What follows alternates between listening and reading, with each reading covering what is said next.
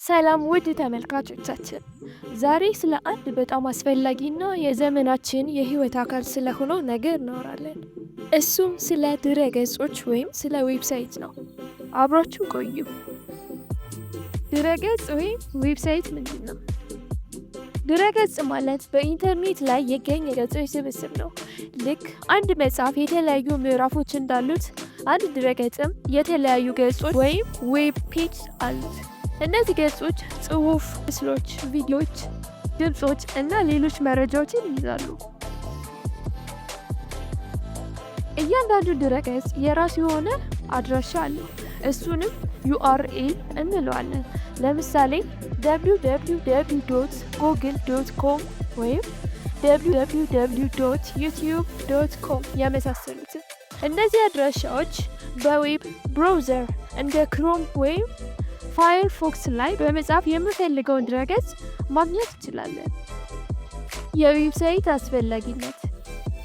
ዌብሳይቶች ወይ ድረገጾች በዘመናችን ትልቅ ቦታ አላቸው።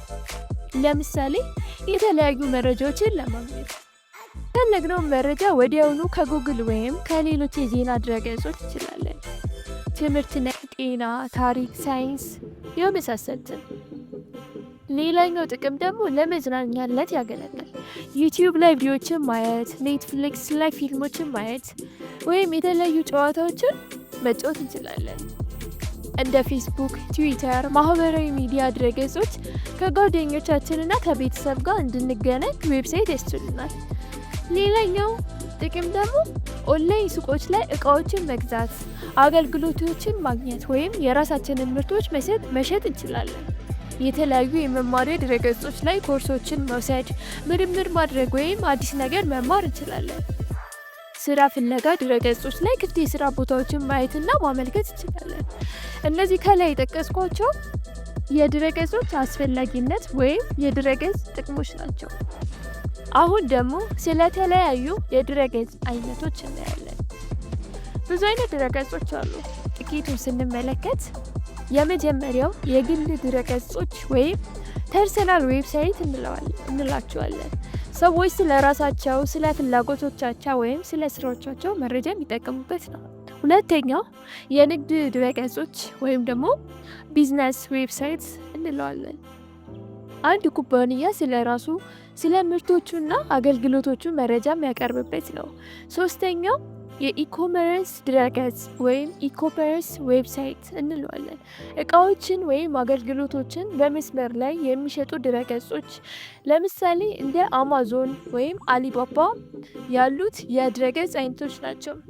አራተኛው የዜና ድረገጾች ወይም ኒውስ ዌብሳይትስ የቅርብ ጊዜ ዜናዎችና መረጃዎችን የሚያቀርቡ ለምሳሌ እንደ ቢቢሲ አማሪክ፣ ቪኦኤ አማሪክ የመሳሰሉትን መውሰድ እንችላለን።